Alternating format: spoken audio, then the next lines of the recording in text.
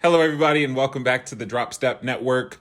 As part of our push for newer and improved content on this channel, we will be doing a different type of video that you haven't seen from me personally, and that is a interview style slash podcast style video. With the Damian Lillard trade, everyone's making their videos, talking about the trade, and I wanted to get a perspective from both a Blazers fan and a Milwaukee Bucks fan. So that's what I did today. Got 2/3 of the Soul Hoops podcast to join me here today for a chat, and it was a really good conversation. I won't hold you too long, so check out their links in the bio and hope you enjoy. Peace.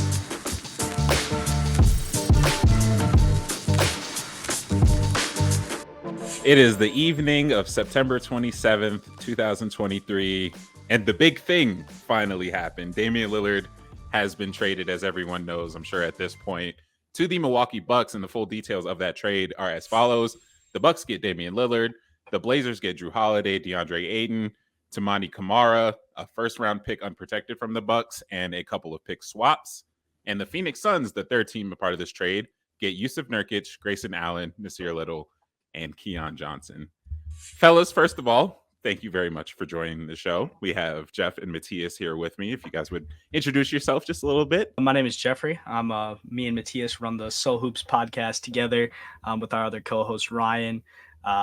Big fans of everything Shad's doing, and happy to be here today. Yeah, I'm Matthias, big Blazer fan, excited. Finally, the saga's over. That's about it. I'm just really excited. New era. The saga is indeed over, and we'll start with you, Matthias. As a Blazers fan, primarily because I just learned this before the show that you are also part Bucks fan as well, lifelong Bucks fan. So we'll touch on that in a little bit. But starting off from your Blazer side of this, when you saw that trade notification pop up, what were the initial thoughts popping up in your head? I was sitting in my room, just like on my chair.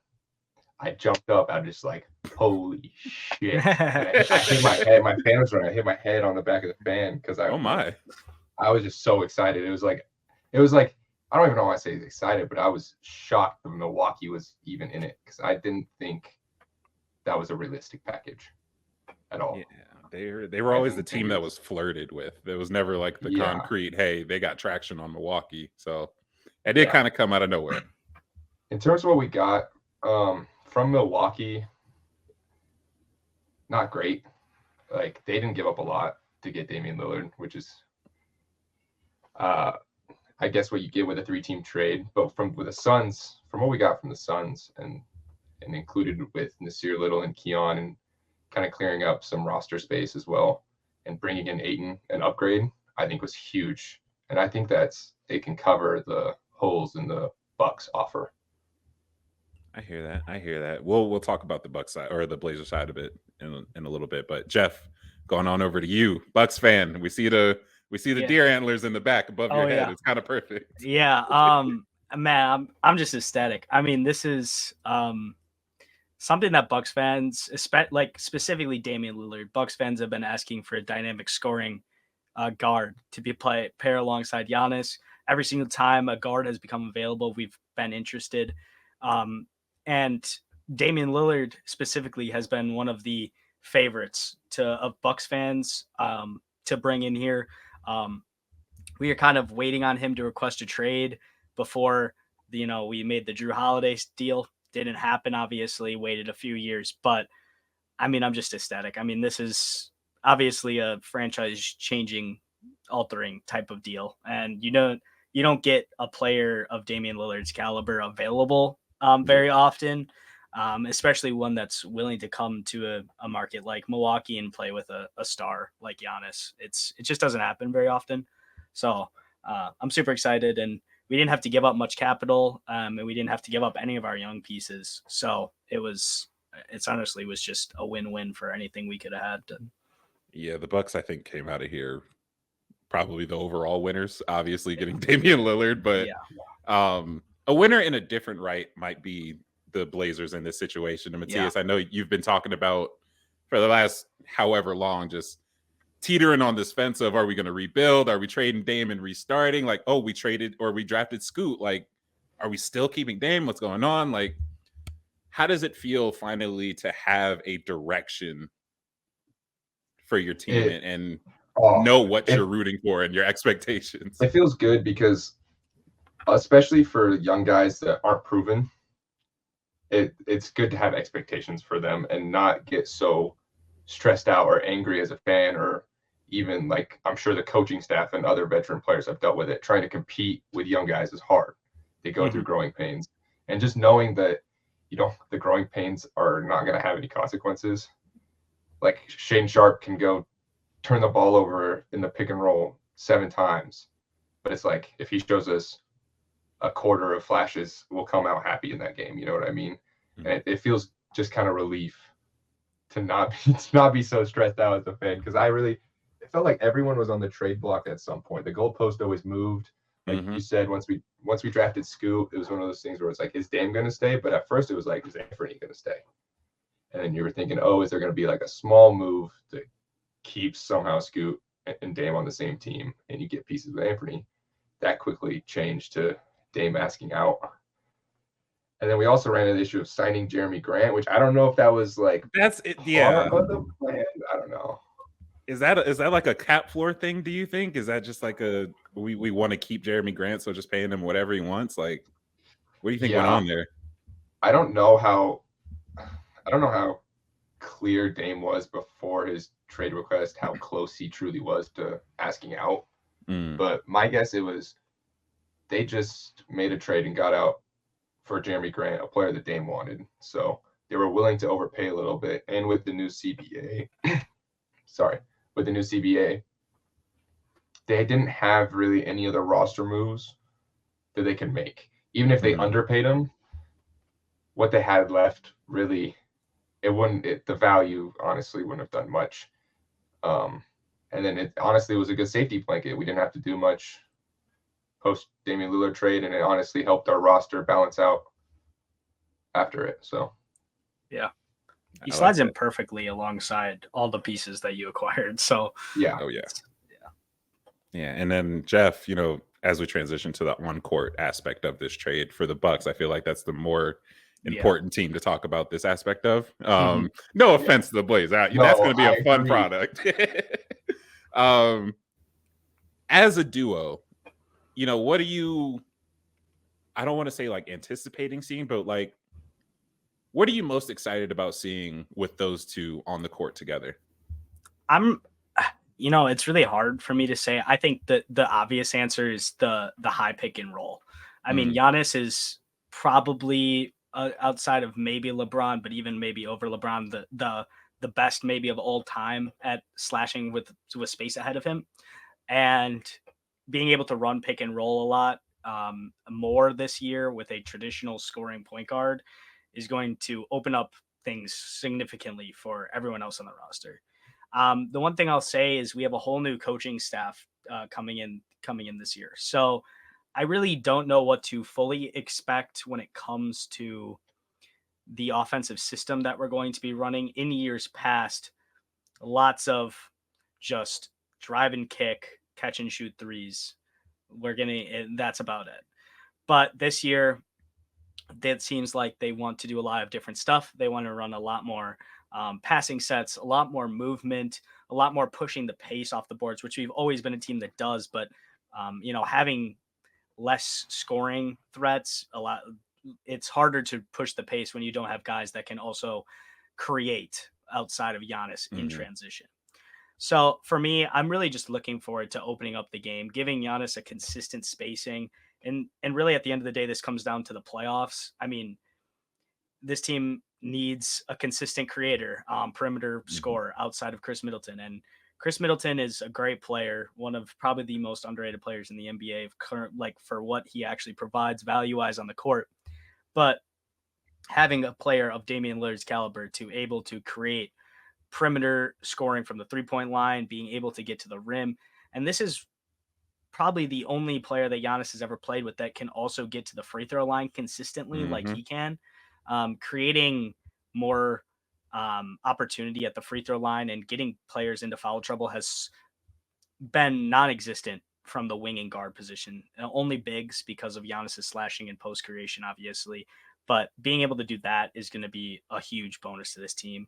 And then playmaking wise, Giannis is a great playmaker, and being able to use him as a passer out of the elbow with dribble handoffs, all that kind of stuff. I mean, dribble handoff with Giannis and Dame is just That sounds very fun, honestly. it's going to be awesome. And being able to run more creative offensive sets is going to be a huge bonus to this team. I mean, we have never, obviously most teams never will, but we have never had a player even close to the creation level that Damian Lillard puts forth on the court. So I'm just really excited about that, and just boosting the offensive numbers. This team has always been a league average offense. This team will not be a league average offense anymore.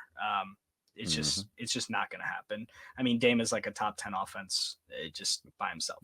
So yeah, I hear that, and I want to open up this next part to both of you. So Matthias, as a Dame watcher for however many years you've watched him, you know, a lot of the talk around this trade was, and Jeff, we were talking about this before the show, was the loss of perimeter defense, and like, oh, are the Bucks not going to be as good because they lost Drew Holiday, and you know how he walls up on the perimeter and stuff like that. Yeah. For both of you, is that a thing you are personally worried about? You know, as a Bucks fan, as a Dame fan, you know, knowing what he can provide on the defensive side of the ball, or what he can't provide, rather. Yeah. Does that worry you? And B, or two, is his offense enough to offset what the loss was defensively? Yeah. Matthias, you can start off. You can start off. Dame definitely worries me the downgrade from Drew to Dame defensively, because Dame really can't guard anybody, and he hasn't really guarded anybody for a while. But I will say he had to deal with like insane loads on the offense, and he's going to be a second option. So maybe he can, you know, take a little more pride on the defensive end. Yeah. I get it. I don't know. It's just like, oof. I've seen it. It's bad. Off ball, it's really bad. Okay, that's what, like, I was gonna follow up with that. Like, is there any sort of bright spot for Dame defensively? Like, is there something that with a lessened offensive load that might pop out a little bit more than that, what you know, from what you've seen? He's, well, in terms of lateral quickness, he's one of the quickest guards in the league. His burst is insane. So I think he can keep up laterally one-on-one, and like if he really puts his mind to it, getting over screens should be easy. He's strong, he's quick, he's got quick feet. That's where I think he has the most, is on the perimeter. In the post, super foul trouble, reaches, slaps every time, no matter who, even if it's like Jalen Brunson or Russell Westbrook, someone that doesn't necessarily have like a huge size advantage, he just fouls them. And then off ball, there's no, I don't think there's any luck off ball. There's just nothing. You got to hide him off ball, I think. He just gets lost, but I think you can in Milwaukee. I think he'll be fine. And to the second point, I think his offense is going to override it. Like, Dame is generational offensive player. Dame is Dame. He overrid it. He carried us for like 8 straight years with shitty defenders around him, and he dragged those teams to like 3 seeds, Western Conference Finals. So I believe in him for sure. Yeah, I mean, I am not as in tune with Dame's defensive chops, obviously, as Matthias would be. But the one thing I will say, this defense is going to be, like Matthias said, this is going to be the best defensive team he's ever, or probably ever could touch the floor with. I mean, this is 2 legitimate DPOY candidates behind you. And a lot of teams' guards are not good off-ball defenders.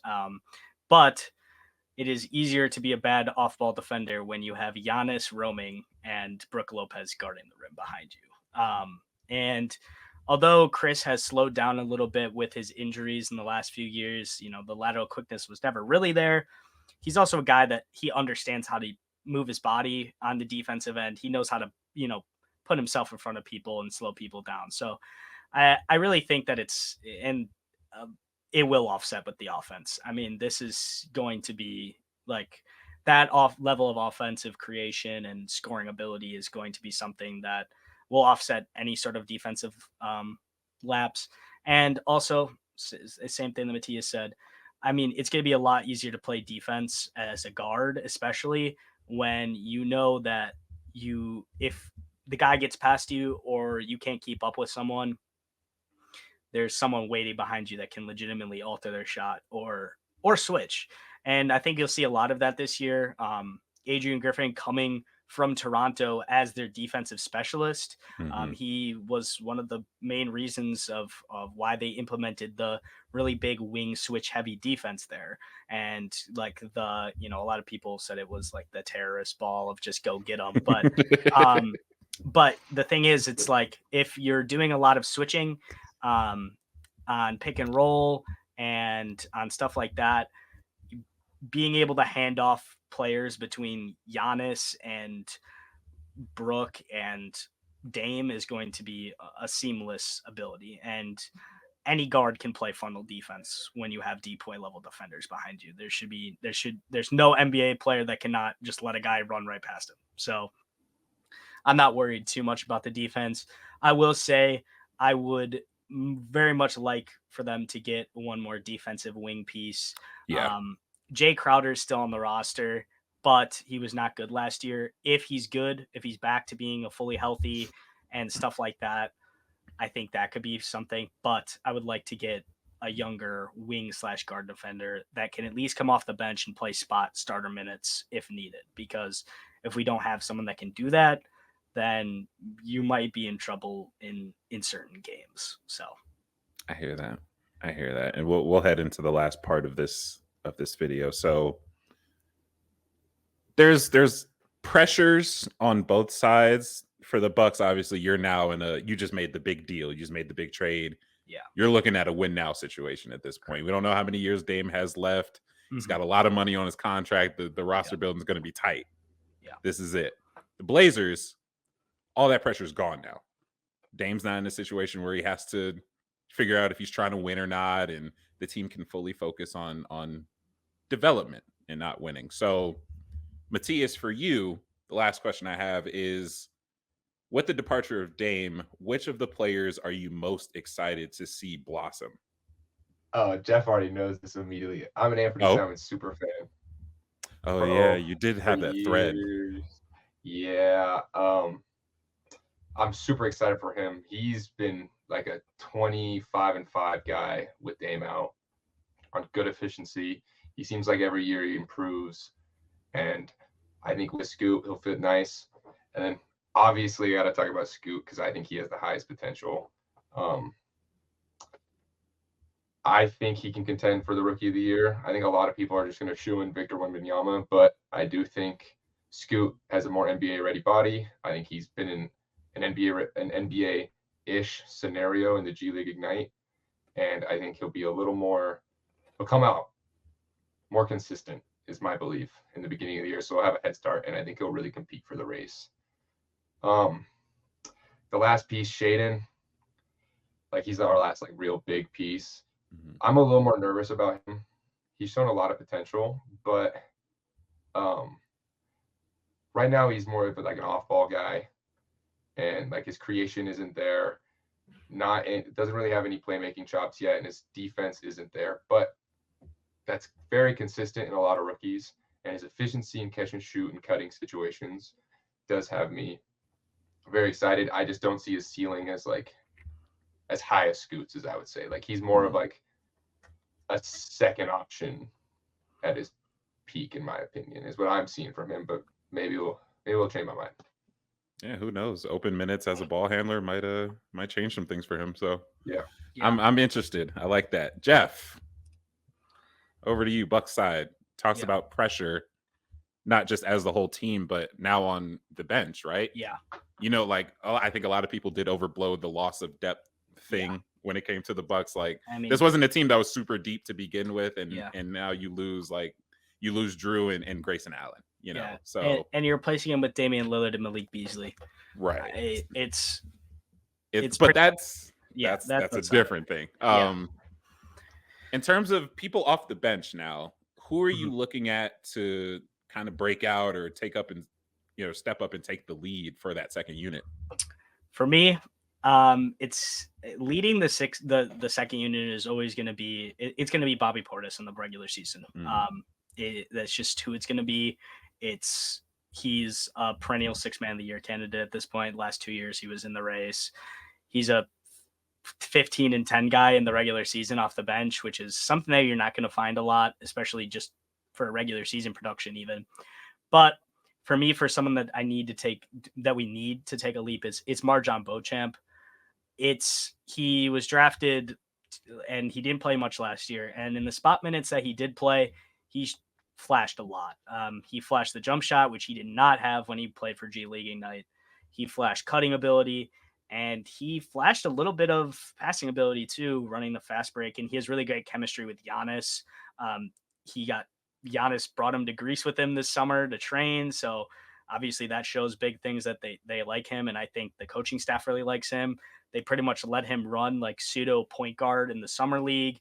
They literally said, go do whatever you want. And there were some rough patches, but he was super raw as a prospect anyways. But like, if he can be a consistent player where you can put him out there and you know that he's going to not make stupid decisions with the ball, he'll be willing to shoot corner threes and wing threes when he catches them, and he can cut well, and he's super athletic. He can run in transition as well. So that's someone that if he takes a step, I really don't see a piece that could really do that.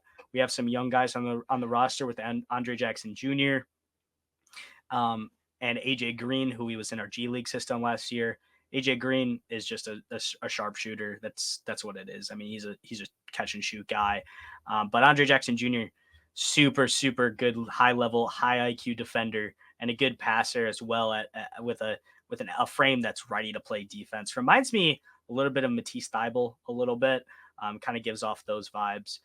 If he can give production as a defensive player off the bench, that's going to be something that's going to be very valuable. As I said, adding a defensive piece to this team is going to be super valuable. And then the last guy I do want to give some love to. We have an open roster spot after this. A lot of Bucks fans want us to sign a veteran backup point guard. We have no backup point guard on the roster. It was a point of discussion all offseason. We have 4 G League contracts, all to point guards right now. 2-way contracts are all to point guards. Ty Washington Jr. was a first-round pick a year and a half ago, 2 years ago. If we can guarantee his contract and he can get some real run, he was very good in the G League last year for Houston, and he was pretty okay in his spot minutes on a really bad Houston Rockets team. So I think if you can allow him to get some minutes to develop with the ball in his hands, he's a good passer. He has a great inside scoring game. He has a really nice floater, and the shooting can come along. We know that that's something that can happen for any prospect. Shooting can come along.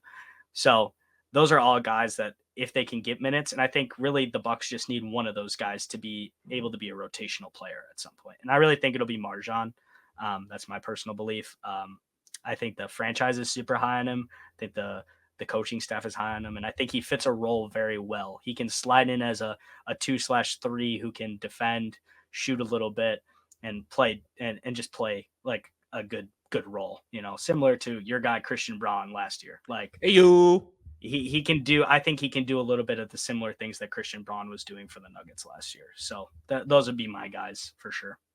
I hear that. Well, thank you very much, fellas. I appreciated this conversation. It's always fun when we talk hoops together. Of course. A lot of exciting things to look forward to with both of these teams, and yes, sir. I guess we just have to wait and see now. So thank you very much, everybody, for tuning into this interview. Thank you very much, guys, again for joining, and we'll talk to you later, man. Peace out. Yep. Peace. Peace.